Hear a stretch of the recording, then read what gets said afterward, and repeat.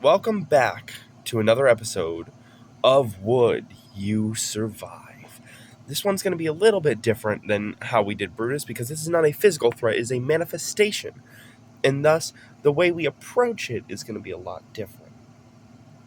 So for those unfamiliar with the series, since I've only done one episode, we go on intervals of 25.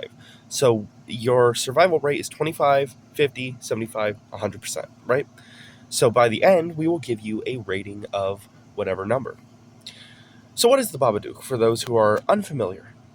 The babadook is a manifestation of guilt, of grief, I believe. I think it's grief, if I recall correctly. I rewatched the movie last night.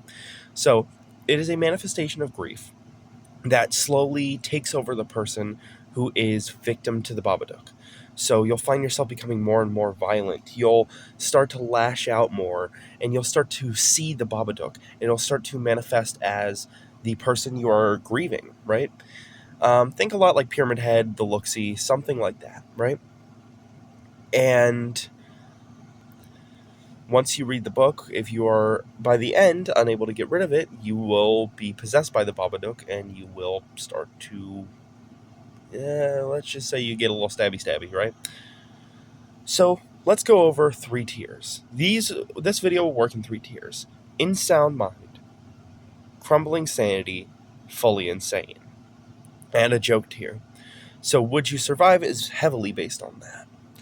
So the joke tier is, you don't feel any grief. You're not grieving anyone. Therefore, you wouldn't read the book. Therefore, you are of no threat. You are not in any danger via the babadook. Therefore, your chance of survival is 100%. Now let's get into the more interesting tiers.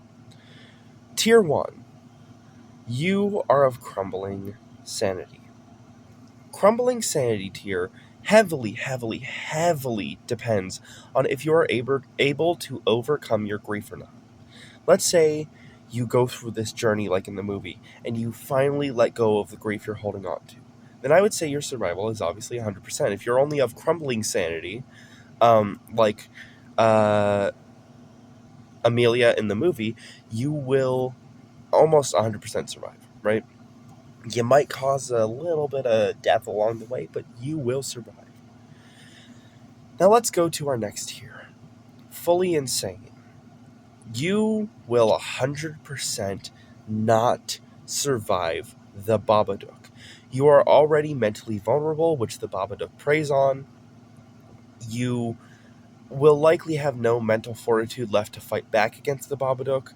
There is very little in this situation you can do. Your curiosity will be piqued, you will read the book, and you will not be able to get rid of the babadook. Now let's talk about one of the more interesting tiers. Tier 3. Fully sane, in sound mind. If you are in sound mind, then this heavily depends. Do you read the book or do you not? If you read the book, I would say, I forgot to mention you would have a 25% survival rate on our last tier. I'm so sorry, I got sidetracked, scatterbrain. Anyway, so in this one, it depends. Do you read the book or not? Let's say you don't read the book, like a sane person wouldn't, then you would have a 100% survival rate. Now, let's say you do read the book, and you are fully prepared for what is about to come. Let's say maybe you're a little bit familiar with, how manifestations work. Then it would heavily depend on your emotional intelligence, how well you can deal with and process your grief in a healthy way. If you can process your grief in a healthy way, you are fully prepared. You have emotional intelligence. Let's say you've been going to therapy for years, and you can fully process and let go of what you've been holding on to. You can move past your grief. Then the babadook stands. No chance. 100% survival rate. You are prepared for the worst. And that, my friends, was if you would survive the babadook.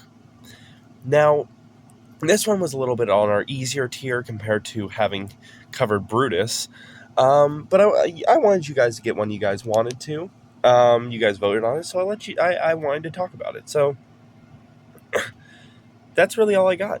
So thank you for watching. If you have another character you'd like me to cover in Would You Survive, drop it down below and I will cover it. And stay tuned for the next Would You Survive. If you liked it and want to stay up to date with daily horror content, consider subscribing and hit the notification bell.